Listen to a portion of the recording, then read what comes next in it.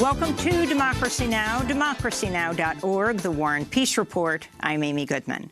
The Trump administration's planning to make it easier for oil and gas companies to pollute the atmosphere with methane gas, one of the most powerful greenhouse gases contributing to the global climate crisis. The Environmental Protection Agency is expected to unveil a new rule today to overturn regulations put in place by President Obama. A top United Nations official on sustainable energy described the Trump administration's move as extraordinarily harmful. Methane has more than 80 times the heat-trapping potential of carbon dioxide.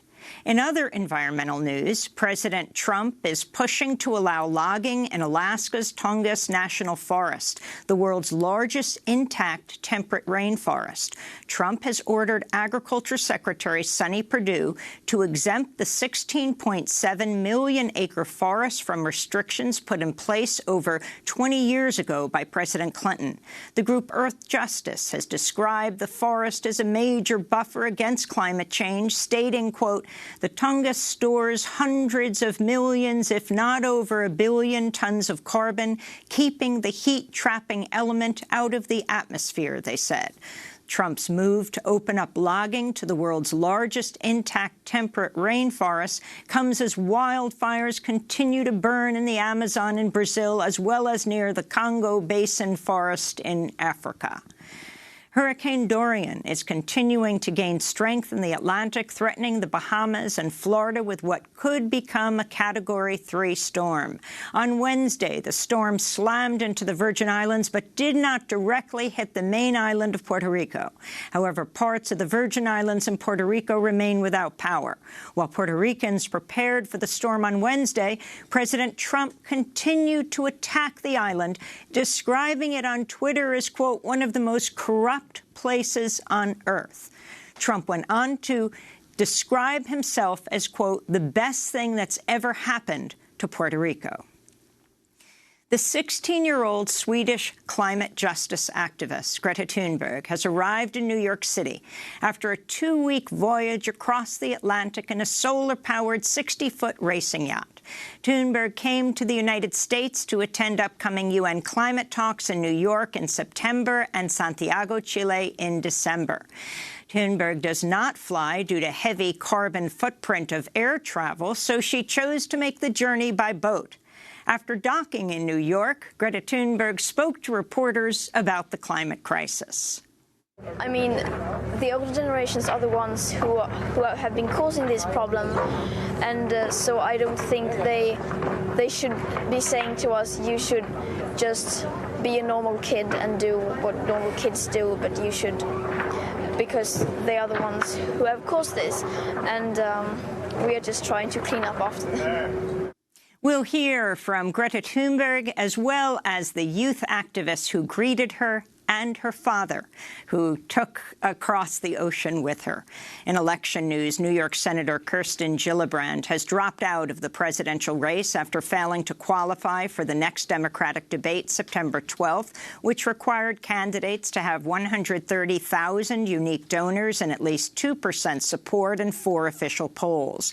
Just 10 of the 20 remaining candidates qualified. Former Vice President Joe Biden, Senator Cory Booker, South Bend, Indiana, Mayor Pete Buttigieg, former Housing and Urban Development Secretary Julian Castro, Senator Kamala Harris, Senator Amy Klobuchar, former Congressmember Beto O'Rourke, Senator Bernie Sanders, Senator Elizabeth Warren, and former tech executive Andrew Yang.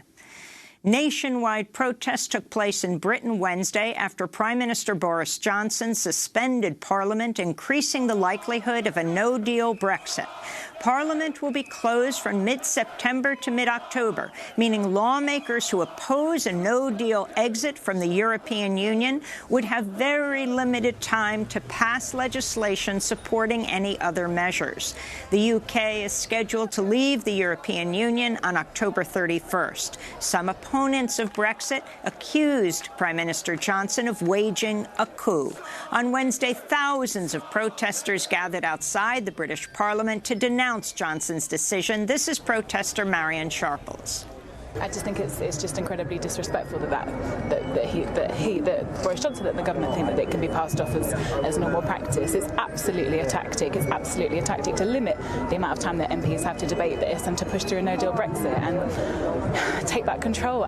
We'll go to London later in the broadcast. In other news from Europe, Italy's on the verge of forming a new government that could leave the far-right anti-immigrant leader Matteo Salvini out of power.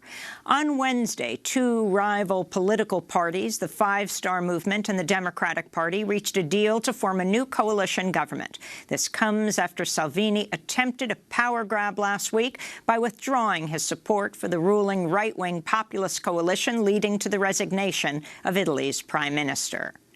In news from the Mediterranean, an Italian humanitarian boat rescued 100 migrants, including 22 children, Wednesday off the coast of Libya. The migrants were drifting in a rubber dinghy that was already beginning to deflate. The rescue boat was operated by the charity group Mediterranean Saving Humans. Italy's outgoing Interior Minister Matteo Salvini recently signed a decree banning the rescue ship from entering Italian waters. The rescue came a day after about 40 migrants died when their boat capsized off the coast of Libya. About 900 migrants have died this year in the Mediterranean en route to Europe. Fighting is continuing in the Yemeni city of Aden as separatists and government forces battle for control of Yemen's interim capital. On Wednesday, backers of Yemen's internationally recognized government claimed to have seized full control of the city, but Al Jazeera reports separatists have since regained control. On Wednesday, the Taliban announced they're closing in on a deal with the United States under which U.S. troops would finally withdraw from Afghanistan after nearly 18 years of fighting. One security official put the withdrawal timeline at 14 to 24 months, but the chair of the U.S. Joint Chiefs of Staff, General Joseph Dunford, said it's still too premature to talk about withdrawing U.S. troops. I think it's premature. I'm not using the withdraw word right now. I'm using, we're going to make sure that Afghanistan is not a sanctuary, and we're going to try to have an effort to bring peace and stability to Afghanistan. The Chinese military has rotated thousands of new troops into Hong Kong just days ahead of a major pro-democracy march set for Saturday. China's described the troop rotation as routine, but Chinese state media reported the new soldiers had undergone military and legal training specific to Hong Kong. Chinese authorities have denounced the protests in Hong Kong, have repeatedly threatened to use force to quell the protests. Since the 1997 handover from Britain, China's stationed as many as 10,000 troops in Hong Kong. Indonesian police have reportedly killed 6 protesters in West Papua amidst escalating demonstrations calling for Papuan independence. The Guardian reports police fired live rounds on Wednesday at protesters taking part in a sit-in outside a government building. Indonesia recently deployed 1,200 additional troops to West Papua and cut off internet access to the region. In Colombia, another social leader was shot dead by armed men Sunday, according to local reports. The victim was identified as Danilo Olaya Perdomo, a well-known social leader who served as president of the Communal Action Board of a rural area of the department of Huila. Also in Colombia, indigenous organizations denounced Monday the murder of 24-year-old social leader Ivan Mejia in southern Colombia. According to the Institute for Development and Peace Studies, at least 702 social leaders and human rights defenders have been killed since 2016 in Colombia. The Trump administration's announced some children born to U.S. service members and government employees stationed overseas will no longer automatically receive U.S. citizenship. U.S. Citizenship and Immigration Services released the new guidelines Wednesday. According to the Trump administration, the rule change will primarily impact the children of naturalized U.S. citizens working for the government or military. The president of the American Foreign Service Association, Eric Rubin, said the rule change was deeply worrying and, quote, a disservice to people who've dedicated their lives to serving their country. President Trump is continuing his attack on the media, but this week he has a new target, the right-wing news outlet Fox News.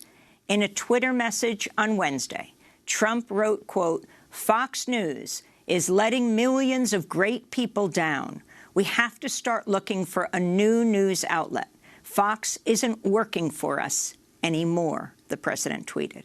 Fox has long been criticized for its close ties to the Trump administration. According to Media Matters, 18 current or former Trump administration officials used to work at Fox, and at least 5 Trump administration officials work now at Fox, including former White House Press Secretary Sarah Huckabee Sanders, who was hired last week. A Denver woman who was forced to deliver a child alone in a dirty Denver County jail cell without any medical care has filed a lawsuit in U.S. District Court. In the suit, Diana Sanchez alleges several nurses and jail staffers knew she'd been in labor for hours, but provided no assistance even after she began screaming for help. Disturbing jailhouse video was recently released and confirms Sanchez's account. The lawsuit charges that the staff, quote, "callously made her labor alone for hours and ultimately give birth alone in a dirty jail cell without any medical care."